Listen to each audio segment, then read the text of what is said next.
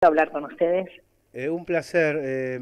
Yo recuerdo en el aire una charla tuya en otro espacio donde decías, ojo que, mirando las elecciones que se avecinaban, ojo que aquí hay pibes que dicen, no me importa que los maten, a mí no me interesa el problema de los demás. Me acuerdo a vos contando esa historia, ¿no? Y no señalando una generalización, pero sí advirtiendo, guarda que hay otros elementos en la base social argentina que no estamos viendo y no son nada agradables.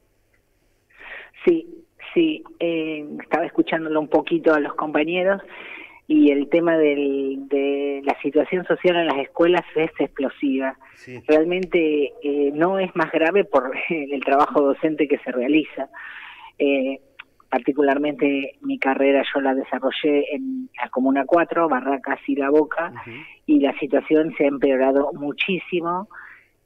El sistema educativo de la ciudad de Buenos Aires se ha empeorado muchísimo, no solamente presupuestariamente, sino como desguazado, descentralizado, desprofesionalizado.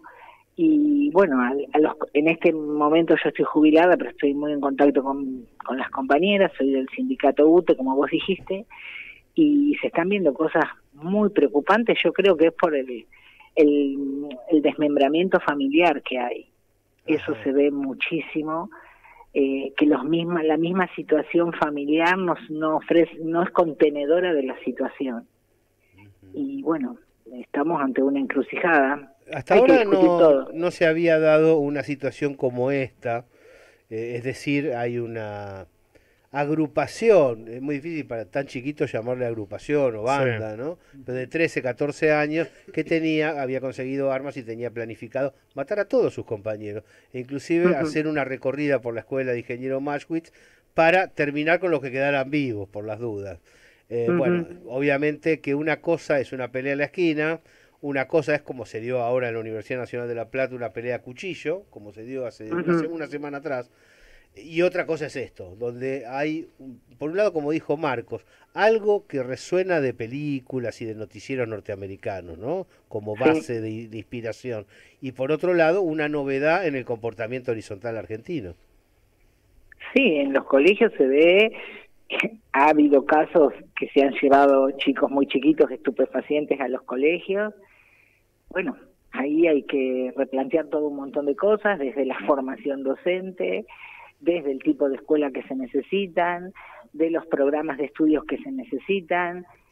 Bueno, estamos ante una situación, sabemos también que los chicos tienen un acceso a las redes impresionante, que no está mal que lo tengan, pero allí se ve de todo. Esa es la verdad, ¿no? Patricia, hasta vos hablaste recién de la formación de los docentes. A tu juicio, ¿cuáles serían los problemas de formación que estamos padeciendo los docentes, digamos, en relación con esta nueva realidad, ¿no? Esto es un dato de una nueva realidad en las escuelas, ¿no? Mira, todo eso para mí, desde el punto de vista particular, hay que revisarlo. Me parece que hay que tomar el toro por las astas. Desde los sindicatos se está haciendo, se trata de aportar, revisar la formación docente en cuanto a qué es lo que se necesita para ahora. La escuela necesita contenidos y la escuela necesita contención social. Se necesitan escuelas de muchas horas para que estén los chicos, y no solamente en la cuestión académica, sino que tengan mucho deporte, mucho arte. Las escuelas intensificadas en arte, por ejemplo, escuelas muy violentas, por así decirlo, bajó la violencia cuando se le pone al chico arte y deporte. Se necesita hacer como un gran eh, proyecto, un gran programa de rediscutir todo eso y que sea un poco, el tema acá empezó cuando se desguazó la educación, o sea, cuando las escuelas fueron transferidas a los colegios, a las provincias, ahí empezaron los problemas, el Constitución del desguace, la 94. descentralización. Claro, ahí fue el quiebre. Y todo eso se fue agudizando. O sea, se perdió la noción de nación en los docentes, digamos. O sea, cada uno se provincializó, se municipalizó, en el caso de la ciudad de Buenos Aires, y se perdió como que pertenecemos todos a una patria. Para mí empieza ahí, y todo fue en debacles.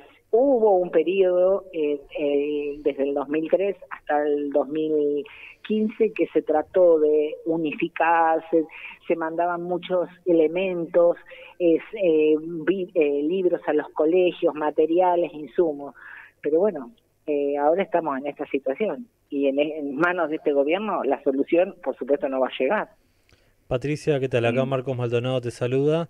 Te quería consultar si encontrás algún tipo de relación, más allá de que este no es un tema que haya empezado hace un año, el tema de la violencia en las escuelas, con lo que son los discursos imperantes en este momento en la Argentina, del sálvese quien pueda, de en lo discursivo la violencia exacerbada, también algún planteo, más allá de que no llegó a nada concreto, de la libertad, de la facilidad del acceso a las armas. ¿Vos crees que esto puede empeorar con los planteos que se vienen haciendo a nivel ejecutivo?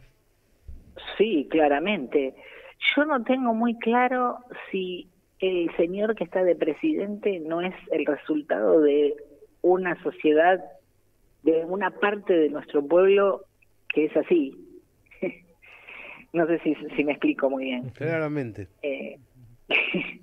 Creo que ¿vieron cuando uno dice los medios de comunicación influyen en la gente? Y bueno, pero hay parte de nuestro pueblo que quiere creer eso, que es más complejo aún, ¿no? Pero sí, evidentemente sí. Bueno, los que hemos hecho campaña en el 2023 nos encontramos con discursos súper preocupantes en los jóvenes, como que no les importara nada que estuvieran los hospitales públicos o que funcionaran las escuelas públicas. Una cosa muy individualista, muy egoísta, y bueno, todo eso hay que revertirlo. Con un sesgo de boicot, porque se puede ser individualista y egoísta ganando, es decir, quedándose con la renta que producen los demás. Pero también se puede ser individualista y egoísta sin salud pública y sin educación pública. El que queda fuera de juego es el mismo que lo formula. Claro, sí, o sea, concretamente eso nos decían, ¿no? A mí no me importa. Me una pregunto... cosa muy de resentimiento, muy de enojo. También creo que no importa porque no se conoce el modo de elaboración de los hechos, de los sucesos. Es decir, se considera que la escuela es algo que vino con los dinosaurios, que quedó ahí y va a seguir estando siempre. Y el hospital lo mismo, no hay una claridad con respecto a hay que construirlo. Eso siempre va a estar, se las van a arreglar para que siga. Sí. Sí, también hay como una cosa que las cosas fueron dadas porque fueron dadas, qué sé yo, tengo aguinaldo porque el aguinaldo vino de arriba, hay como un quiebre de un relato histórico de los acontecimientos, de cómo se fueron logrando los derechos, de cómo se fue avanzando, que nuestro país fue avanzando, pero una desconexión de cómo se fue avanzando. Tal vez la salud pública no vino de arriba, la educación pública no vino de arriba. Tal vez, Patricia, yo veo últimamente, sobre todo desde que ganó este gobierno, pero desde hace algún tiempo tal vez me vengo preguntando, cómo a estos pibes, y hablo particularmente de los pibes, estamos hablando del tercer cordón del conurbano, desconozco la situación social de su familia, de la familia de esta chica, pero conociendo un poco el conurbano y las escuelas del tercer cordón, me pregunto, esa educación y esa salud que nosotros estamos reivindicando, ¿cuánto hace que no ha dejado de ser algo accesible, amigable, valorable para vastos sectores de nuestra sociedad, fundamentalmente los sectores más carenciados, más vulnerables, más vulnerables? Mira, ¿no? Yo creo que a pesar de todas las falencias que ha tenido la salud y la educación pública, están. A mí, en lo particular, me resulta sumamente difícil entender cómo después de una pandemia, donde hubo un respirador para todos, donde hubo una cama para todos, donde hubo vacunas que vos podías elegir la que quisieras y las dosis que quisieras, haya tanto recelo al hospital público. Por más falencia, ya te digo, entiendo la falencia del hospital, pero público, de las salitas públicas, Pero después de una pandemia en donde países desarrollados vieron morir a la gente en sus pasillos por no tener respirador, tanto resentimiento con la salud pública. Eso no lo entiendo, no lo puedo explicar.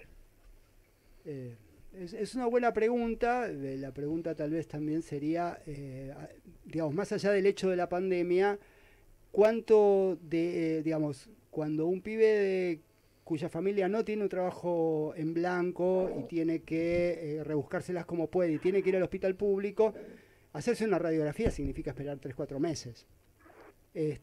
Digamos, sabemos cómo es el sistema público, con todo lo bueno que tiene en comparación con América Latina, pero vuelvo a formularme la pregunta, ¿no? ¿Cuánto se ha devaluado de esos bienes públicos en estos últimos 30 años, más allá de alguna experiencia positiva que tuvimos durante tal vez el gobierno de los Kirchner? Pero cuánto de eso se ha devaluado y ha perdido sentido, ha perdido valor como tales, ¿no? Sí, sí. Bueno, anda a explicarle al que está esperando una cama que ya va a llegar. Claro, ahí hay una suerte. Sí. No hay una justificación, pero hay una explicación. Estamos entendiendo lo que estás diciendo.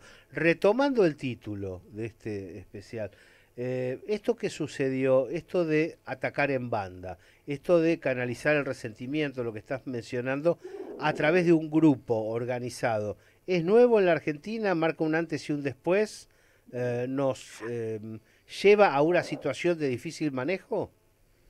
No es nuevo, porque peleas, como vos decías, hubo. Lo que pasa es que el grado de esas peleas se agudiza la violencia. Hay que atenderlo, hay que abrir los ojos. Pero para eso se necesitan políticas de Estado. ¿Y cómo vamos a pedir políticas de Estado a un presidente que dice que vino a destruir el Estado? Es complejo. Está bien, la educación está provincializada, pero está toda fragmentada. Esto se necesitan muchos recursos, se necesitan muchos profesionales, no solamente docentes, sino también psicólogos, deportólogos, y formación, y estar observando el problema permanentemente. Magia no hay. Sí. Sí, también a muchos jóvenes se les ha dicho cómo comportarse sin ofrecerles a cambio la posibilidad de construir su futuro, ¿no? Siendo escuchados. Obviamente. Hubo también un discurso autoritario desde el Estado Nacional Popular, ¿no? Donde se decía, de esto podés reírte, de aquello no, de esto podés charlar, de aquello no, esto mejor no mencionarlo. Me pareció que había toda una cultura relacionada con el encierro conceptual, digo. Sí, está todo por verse, o sea, no tenemos que tener temor ante a abrir los debates y demás, pero me parece que sin un Estado industrializado que ofrezca, que sea la industria del conocimiento, de la producción, porque precisamente la industria y el conocimiento elevan el conocimiento de las personas, de los seres humanos, de nuestro pueblo, y si es inútil. Si no tenemos un país industrializado y productivo, es entusiasta, que entusiasme, que nos convoquen a un proyecto. Ahí sí la dirigencia política tiene la responsabilidad, que nos convoquen a un proyecto.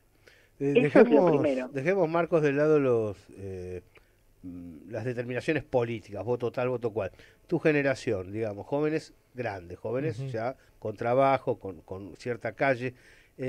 ¿Hay un gesto cultural individualista, más allá de la opción política? ¿Hay una especie de me arreglo solo, no me importan los demás? Sí, a ver, en gente con la que puedo hablar, que hasta hemos militado juntos, sí se fue hacia una tendencia de no individualismo, no lo discursivo, pero es una cuestión de, bueno, no voy a esperar que el Estado me solucione tanto las cosas como antes. Que sí, quizás, porque era lo que imperaba y lo que se avanzaba, porque había un proyecto que construía en ese sentido de dar las respuestas del Estado, que fueron insuficientes en un momento, que lo supo canalizar bien Milei y que se avanzó hacia una cuestión de, bueno, como el Estado no te da las respuestas suficientes, vamos a destruirlo en vez de mejorarlo, en vez de perfeccionarlo. Y creo que eso fue calando en una generación que participó fuertemente de la política, pero se fue alejando de a poco porque justamente esa misma política no te incluía en un proyecto aún más grande, aún superior, un superador a lo que tuvimos durante 12 años, que fueron los mejores que vivimos en el último tiempo, por lo menos en lo contemporáneo, en todo sentido. Pero bueno, no alcanzó para... Bueno, me acuerdo de una consigna de una agrupación que todos sabemos que planteaban que los cambios habían sido irreversibles. Bueno, no. Llegó Macri, llegó un Alberto Fernández con un montón de problemas. Nada es irreversible. Esa es la verdad. No, nada, a menos que avances con una reforma constitucional y ni siquiera es irreversible, pero por lo menos es Mirá un poquito... son cimientos más fuertes. En el 49 y en el 55 la derogó. Bueno, imagínate sin reforma constitucional, pero en un momento se creyó que todo eso ya estaba dado, se demostró fácilmente que no, con Macri, con Alberto Fernández y todo lo que pasó, la pandemia y todos los problemas que hubo, y con Milei que vino a romper todo directamente, se fue alejando esa posibilidad, esa idea, ese ideario de que estamos todos juntos en un proyecto para mejorar las cosas, y cada uno quizás sigue teniendo las mismas convicciones, pero sabe que, bueno, tiene que valerse un poco más por sí mismo, porque es lo que te presenta es el escenario que te genera este presente. Se ha inyectado en la sociedad, no solo en los jóvenes, una idea que es letal para cualquier ejército que tiene que avanzar. Formación, agrupación, no lo tomen como algo militarizado. Sí. El descreimiento de sus dirigentes. Si vos pensás que tus dirigentes son ladrones, no te movilizás. Y acá se instaló que la política popular es para robar. Y hay mucha gente que lo ha creído. Y hay mucha gente que lo ha practicado. Ese es el problema. También. Ha quedado, como dice Aurralde, para la foto. Y me parece que hay un problema ahí a debatir, que se lo está barriendo bajo la alfombra. Porque esa es una especie de hilván entre el 2014 y la actualidad que ha quedado flotante, como en una especie de zona debajo de la superficie de la Tierra, pero que emerge como un geyser con mucha potencia y quema cada vez que aparece. Y si no se lo trabaja con sinceridad, va a ser muy difícil quitarlo de la vida política argentina. Es un elemento no político de la discusión, pero ha pasado a formar parte de la discusión política. Sí, me parece que está señalando algo que siempre se mencionó y que nunca creo que se trató en profundidad, que es la famosa batalla cultural. Yo creo que a veces no nos damos cuenta que nosotros venimos escuchando discursos hegemónicos hace ya 40, 50 años, que más allá de quién gobierne, permanentemente han estado socavando e instalando determinadas cuestiones, inclusive cuando gobernó el kirchnerismo durante los 12 años quizás mejores desde el retorno a la democracia, ¿no? A ver, cuando hablamos del individualismo como si algo que hubiera surgido a partir de Milei. El individualismo los medios lo vienen produciendo y generando desde hace siglos. Las redes lo han potenciado a la enésima potencia, ¿no? Y me parece que el desencanto ante quizás ciertos errores, ciertas lógicas endogámicas de la política, lo juntás con años y años de estigmatización de los pobres, años y años de ir socavando y generando cada vez, promoviendo el individualismo. Lo que pasa es quizás la realidad que estamos viendo, ¿no? Ramiro Coelho, gracias. Muchas gracias a vos. Marcos Maldonado. Gracias, Gabriel. Patricia, un fuerte abrazo. Disculpa no haber podido estar en el programa el otro día. Vamos a retomar el vínculo. Gracias por esta Un abrazo charla. A vos, Gabriel, y a todos los compañeros de la gráfica que siempre tenemos tan buenos recuerdos de ustedes. ¿Te quedó algo en el tintero sobre este tema? No, hay que discutir, hay que convocar un nuevo proyecto nacional y que hay muchos dirigentes que no están y muchos funcionarios de pequeñas ciudades de nuestro interior que no están captados por el radar y que están trabajando mucho. Bien, buen apunte, y es verdad además. Gracias. Último tramo.